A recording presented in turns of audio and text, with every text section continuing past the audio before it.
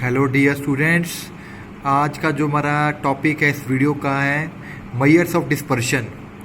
सबसे पहले definition, in statics dispersion is the extent to which a data is stretched और squeezed. Dispersion का मतलब होता है कि बेटा कि जो आपका डाटा है, जो आपकी डिस्ट्रीब्यूशन है वो कितनी स्कैटर हुई है या स्प्रेड हुई है। तो सिंपल मीनिंग का इसका मतलब कितना हमारा डाटा स्कैटर हुआ है, स्प्रेड हुआ है। इस डिस्पर्शन को स्टडी करने के लिए हमारे पास इसके 4 मेजर्स हैं, 4 मेजर्स हैं। First one is range, second one is quartile division और इसी को हम बोलते हैं semi quartile range. Third is a mean division and fourth is a standard division. ये चारों जो मेजर्स हैं, ये चारों चीज़ें डिस्पर्शन को स्टडी करने के काम आती हैं। और इस वीडियो में मैं आज आपको पहला और दूसरा समझाऊंगा और नेक्स्ट वीडियो में थर्ड और फोर्थ पढ़ेंगे। ठीक है जी। तो सबसे पहले हमारे पास है डेफिनेशन रेंज। रेंज का क्या मतलब होता है? रेंज होता है difference of highest and lowest term in the data. जो आपके डाटे की सबसे बड़ी टर्म है और जो सबसे छोटी टर्म है, उन दोनों का डिफरेंस कर दो, you will get range. Highest term minus lowest term.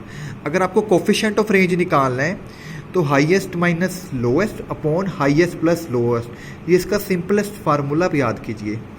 जो ये रेंज होता है, it is not a reliable measure. ये जो मेजर है डिस्पर्शन का, इतना कोई बढ़िया नहीं है क्योंकि it is based on extreme distributions. क्योंकि इस फार्मूले में सिर्फ पहली और आखिरी टर्म यूज़ की गई है, बीच वाली टर्म्स का कोई इसमें रोल नहीं है। तो इसके कारण इतना ये रिलायबल नहीं है। इसमें क्वेश्चन देखिए, find range of the data.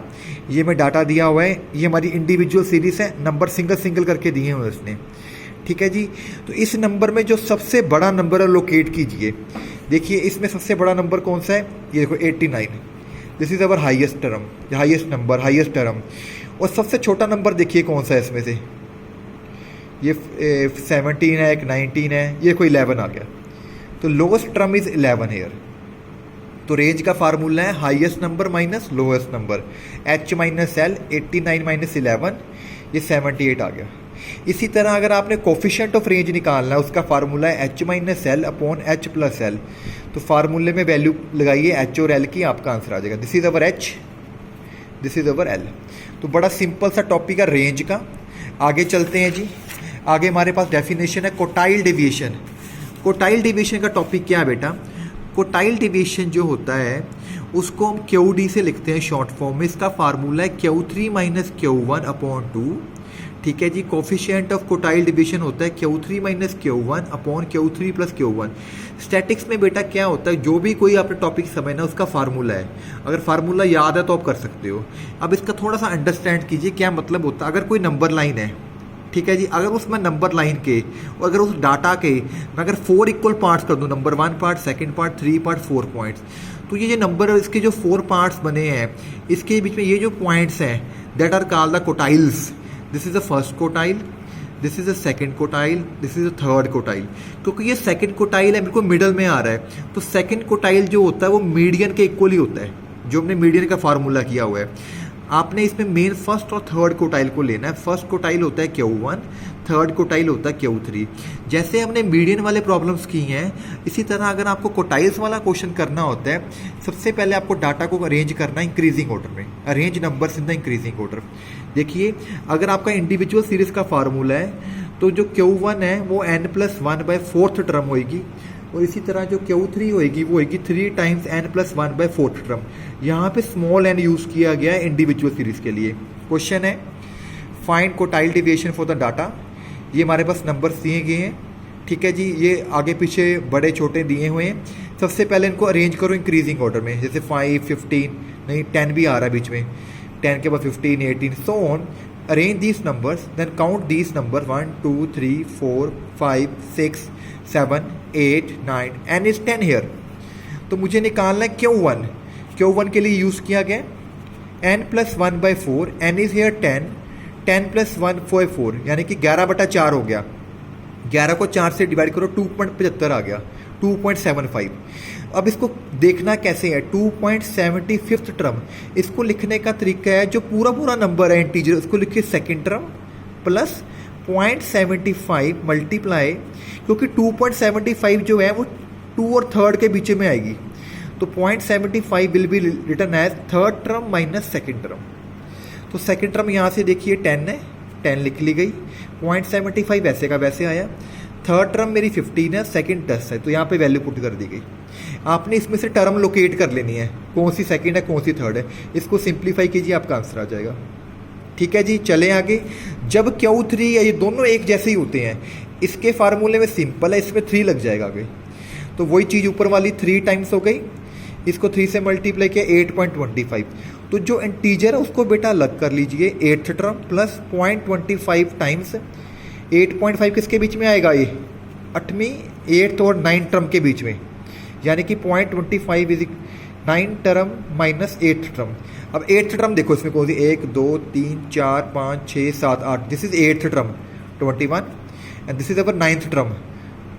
तो इसको सिंप्लीफाई कीजिए, ये Q3 आ गया। जब Q1 Q3 आ जाए then you can find quartile deviation, उसका फार्मूला है Q3 माइनस Q1 अपॉन 2।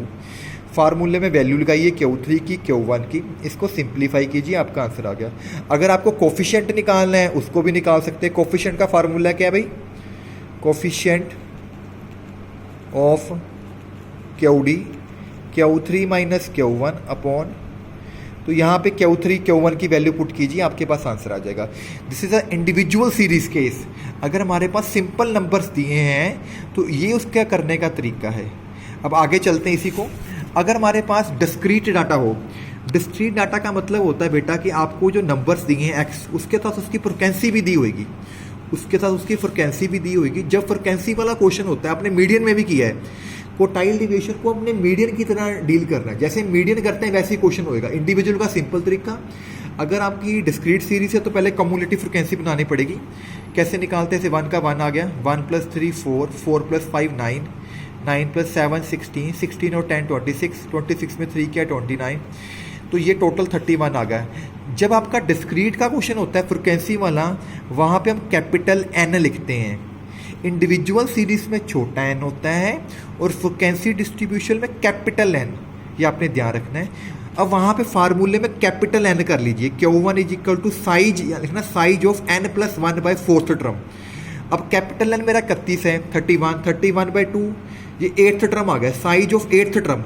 अब 8th टर्म कैसे देखनी है, जब भी इस तरह का क्वेश्चन हो तो आपने इधर से CF में देखना है, जो हमारा 8th टर्म है वो कहाँ पे आएगी, जैसे 1 4, 4 के बाद 9 आ गया ना, ये बढ़ते जा रहा है, ये टर्म्स का इकट्ठा किया। कोमुलेटिव का मतलब होता है टर्म्स की काउंटिंग है, तो जो 8th टर्म है इसके अंदर आएगी। ठीक है जी, इसके कॉरस्पॉन्डिंग साइज का मतलब होता है इसकी x की वैल्यू, इस 8th टर्म के कॉरस्पॉन्डिंग जो हमारी x की value, that is our Q1।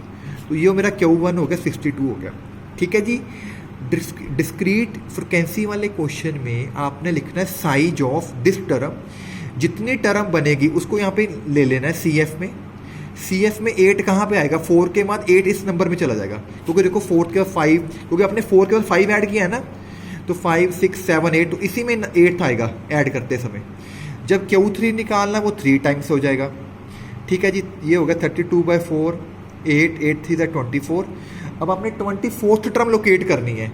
24th term देखो 16 के बाद इसमें इसके अंदर आएगी, इसके कॉरस्पॉन्डिंग ये मेरा जो साइज है वो उसकी x की वैल्यू रिप्रेजेंट करेगी। तो this 65 will represent Q3। Okay जी, तो Q1 आ गया, Q3 आ गया। You can find quartile deviation using the formula Q3 minus Q1 upon 2। ठीक है जी, आंसर आ गया। आगे हमारे पास है कंटिन्यूस सीरीज। कंटिन्यूस सीरीज में अब क्या फ़र्क आएगा, जहाँ पे फार्मूले में +1 था और +1 था उसको आपने इग्नोर करना है। Q1 के लिए n/4th टर्म देखनी है और Q3 के लिए 3n/4th टर्म देखनी है।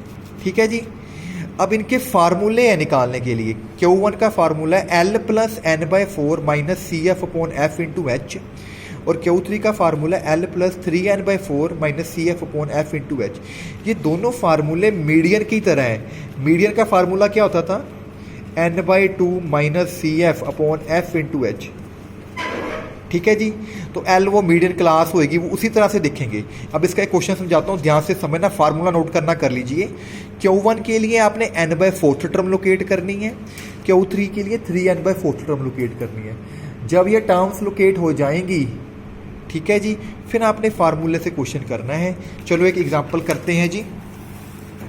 कंटिन्यूस सीरीज़ की खासियत होती है कि आपके इंटरवल्स नहीं होंगे 0 to 10, 10 to 20, 20 to 30, इस तरह ये फ्रिक्वेंसी है। क्योंकि कोटाइल डिवीजन मैंने आपको बोला है मीडियन की तरह करना होता है। पहले कम्युलेटिव फ्रिक्वेंसी बनाइए 2 में 18 ऐड किया 20 में 30 किया 50 में 45 किया 95 में 35 किया 130 में 20 ऐड किया 150 में 6 156। इसका टोटल कर लो, इसका लास्ट नंबर दोनों सेम आते हैं। तो कैपिटल N आ गया। अब मैंने आपको बताया था Q1 के लिए अगर आपने Q1 निकालना तो आपने n/4 देखना है। इसको 4 से डिवाइड किया 39.75। अब देखो 39th टर्म किस में आएगी, 20 के बाद 50 आ गया, यानी कि 39 टर्म ये वाली आएगी, इसके अंदर आएगी। इसको आप अंडरलाइन कर लीजिए, ठीक है जी। तो ये हमारा L, this is our quartile class, this is L, this is frequency, this is CF for formula. L 20 हो गया, H होता है कितने कितने का गैप है 10 हो गया, F मेरे 30 होगी फ्रिक्वेंसी, ये 20 मेरी कम्युलेटिव फ्रिक्वेंसी होगी। तो वो जो फार्मूला मैंने आपको लिखाया था L + n/4 - C/F × H, उस फार्मूले में वैल्यू पुट कर दीजिए, Q1 आ जाएगा। L जो सा n/4 बनेगा उसको CF में देखना है कि 39 नंबर कहाँ पे आएगा, 20 के बाद इसके अंदर आएगा, उसको अंडरलाइन कर लीजिए। उसकी ये L होती है लास्ट टर्म, ये फ्रिक्वेंसी लेनी होती है और उसके ऊपर वाली CF ऐसे लेनी होती है, CF हमेशा, ठीक है जी। इसी तरह जब आपने Q3 निकालना है बेटा, Q3 उसमें 3n/4 करना है, तो ऊपर वाले को 3 से मल्टीप्लाई कर दो, 119.25 आ गया। 119 आपका किसके अंदर आएगा, देखिए इसके अंदर आएगा, ओके जी। तो 190 जब इसके कॉरस्पॉन्डिंग आएगा, इसको अंडरलाइन कर लीजिए। This is your L 40, this is your frequency and CF इसके ऊपर वाली आ जाएगी। तो देखो यहाँ पे नोट किया उसने, ठीक है जी। 130 यहाँ देखो 130 इसकी कॉर CF है, ठीक है जी। यहाँ पे लिखा हुआ है L 40 है, H 10 है, वही चीज़ें सारी यूज़ करके इसका फार्मूला लगाइए Q3 का।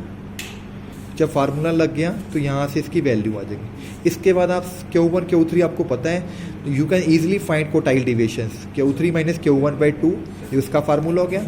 ये कोफिशिएंट ऑफ कोटाइल डिवीजन का फार्मूला है, Q3 - Q1 upon Q3 + Q1। सारी वैल्यूज पुट कीजिए, आपका आंसर आ जाएगा। मेन अगर कॉन्टिन्यूस डिस्ट्रीब्यूशन का क्वेश्चन है तो आपको n/4 और 3n/4 टर्म को लोकेट करके उसके कॉरस्पॉन्डिंग क्लास में L निकालना है और वो वाली F लेनी है और उसकी ऊपर वाली CF लेनी है, प्रीवियस वाली, ठीक है जी। तो बड़ा इजी टॉपिक है, अगर समझोगे तो बड़ा आराम से हो जाएगा। Thank you very much.